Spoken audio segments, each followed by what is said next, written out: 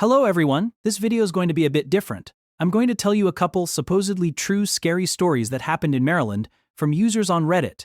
If everyone seems to like this video, I'll make more like it in the future. With that being said, let's get right into it. Story 1, by a deleted account. I used to live by the old Henryton Tuberculosis Hospital growing up. Pretty sure I came across a murder scene when I was about 13. I was really into photography at that point in my life, and being around 2 miles away from this place, it was really easy to ride my bike there. For anyone who doesn't know about it, the hospital was roughly 100,000 square feet of abandoned hospital buildings in a large complex hidden by woods located in Henryton, Maryland, that was originally built to treat African Americans with tuberculosis. Anyway, one day, I rode my bike to the hospital to take photos because it was this huge, eerie place and it was very photogenic. Who wouldn't want to photograph it? We lived in the woods, so my parents thought I was just on a bike ride, which was pretty common for me to do. I wasn't really worried about them finding out though. I had to park at the end of the road and take off my shoes to cross a small river behind the complex because the bridge was destroyed by a hurricane in the mid-70s.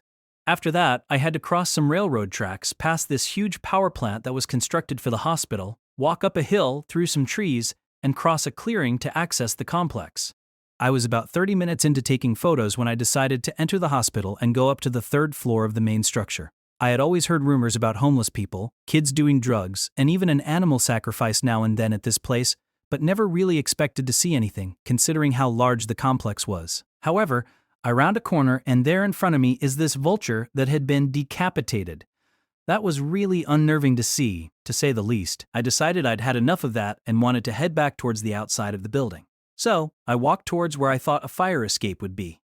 Then down this hallway that opened up into a large square room with an exit door at the opposite side of the room. Right in front of me was what I can only describe as a scene from a horror movie where someone, or something, died a horrible death. The entire room's floor was covered in fresh blood, not just small drops either, a massive pool of blood with footprints and hand marks everywhere, and blood splatter all over the walls. It looked like someone had been drugged back and forth with the smears indicating someone or something had been drugged from the center of the room and out of the exit I was trying to get to. I was frozen stiff. I couldn't move at all. That was until I heard a faint shuffle to my left. I was standing just beyond the threshold of the room.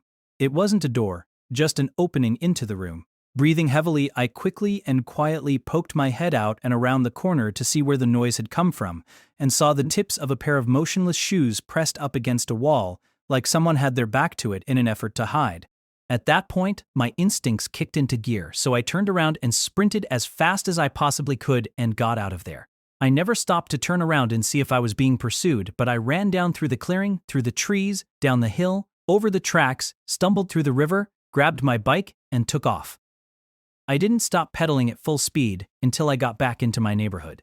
I told my friends about it, and they agreed to go back with me the next night, which happened to be during a major thunderstorm. Most of the blood had been washed away, considering most of the windows were busted out and let in a ton of water. However, you could still see some of it. They didn't really think much of it, but I'm telling you that something bad happened there. Something or someone died a gruesome death in that room. Needless to say, I never went back after that.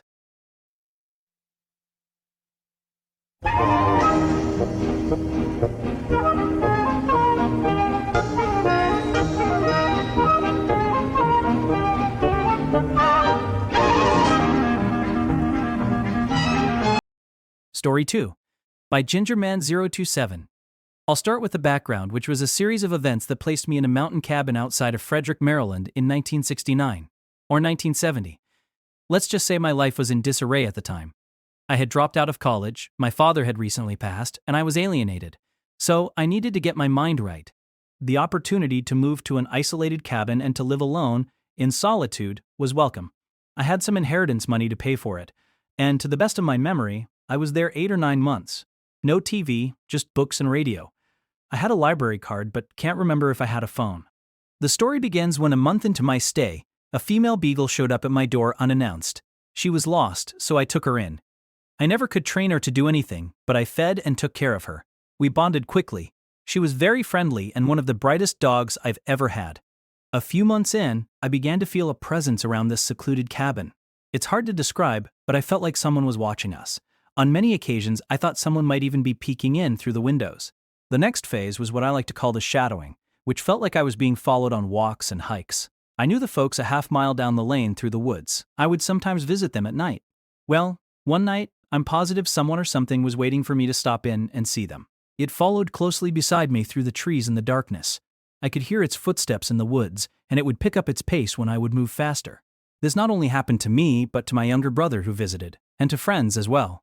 I remember it spooking them, big time. At night, I could hear it out there around the cabin. Funny thing is, early on, I was never afraid or felt threatened. Not even a little bit. There was no feeling of malevolence. I spent a good bit of time wandering the vast woodlands around me. There was a state park just up the hill, and the Frederick Municipal Forest went on for miles and miles. Western Maryland was much more country than it is now. Barely any development had set in yet. Once, on our hikes, my dog and I came across evidence of campsites in the middle of the woods. They seemed to be recent, with traces of fires and some old abandoned structures that looked used and possibly lived in. Garbage, food, drinks, paper, all of that. Perhaps hunters, I thought, but much of it did not have the organized feel you normally get from experienced hunters. The last month I stayed there was when things intensified. Maybe it sensed I was preparing to leave, I don't know.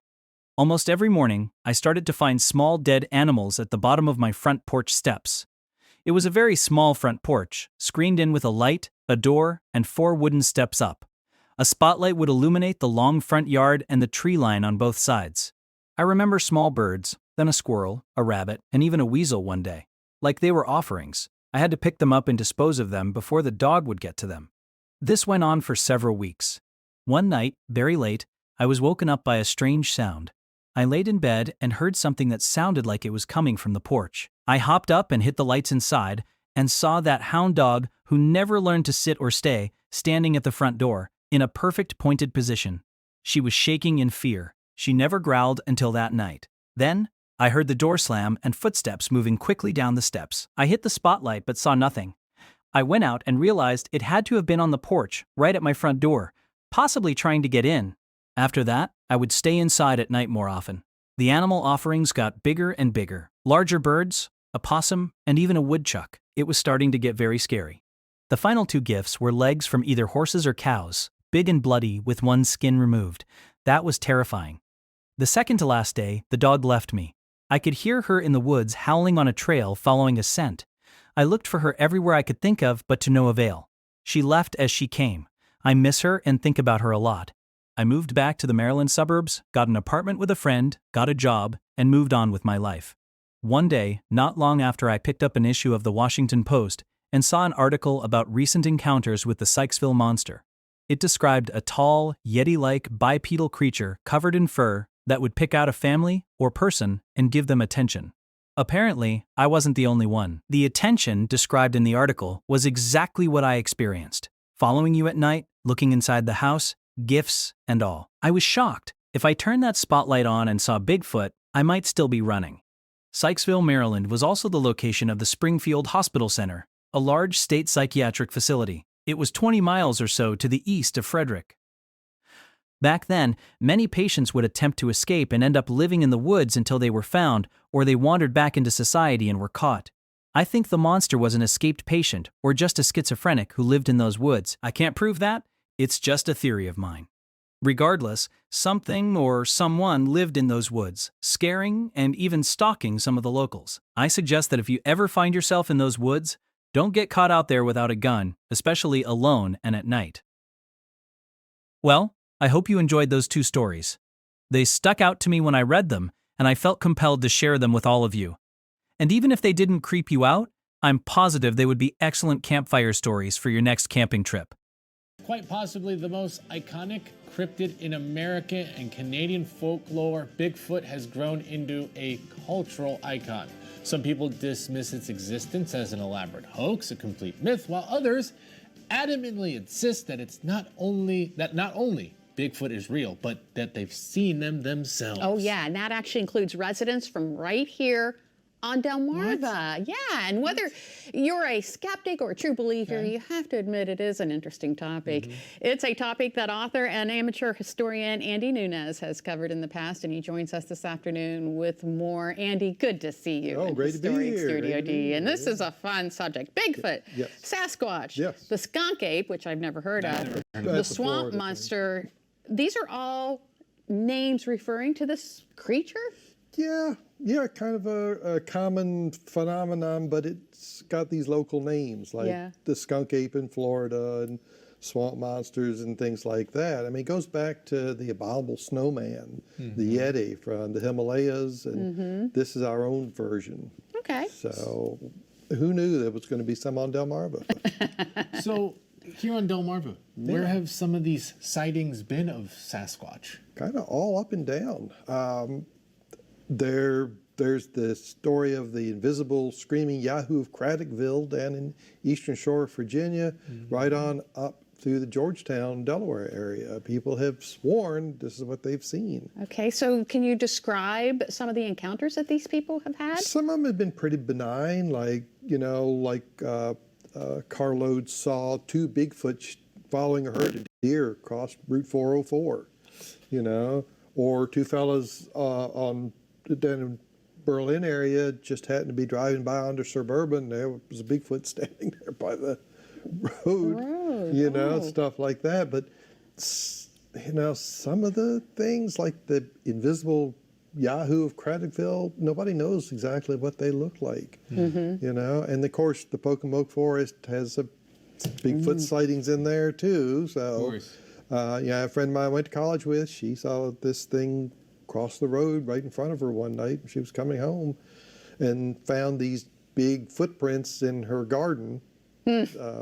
So you just never know what. And of course, then there's the Selbyville swamp monster, which was a hoax. Oh, that was a hoax? Depending on who you talk to. There really was a hoax, though. And this was in 1964. There was a newspaper there called the Delmarva News, and they were trying to boost their readership. So they convinced this guy named Fred Stevens to put on his aunt's old raccoon coat and put on a mask and some wool pants and go down on Route 54 through the old cypress swamp there, the burnt swamp, and stand out there. People would come and they'd see him, and it sold a lot of papers. I think I heard about that one. Yeah, it's a pretty popular thing. But what happened was people started coming with guns, and so Fred decided it wasn't really worth the risk. No. But other people swore that they really were these things going back as far back as Indians and, talking about them. And hunters in the 1920s said there was something out there. When you go by there, it's a spooky spot. Yeah. You got to admit. You go through there at night, it's kind of eerie. Is there something there? Who knows? So why do you think Bigfoot is so interesting? Well, Bigfoot is so interesting because it's sort of an American monster. Okay. There's Bigfoot out in the hills there, the Rockies and California and all those places, Pennsylvania, Maryland, Western Shore. Why not Eastern Shore? Sure. We've got our Pocomoke Forest, we've got the Selbyville Swamp, we've got lots of places for Bigfoot to hide in. Yeah. I mean, as recently as a couple of months back, I had a whole family tell me, and they were from the Georgetown area, that they had evidence of a Bigfoot on their property.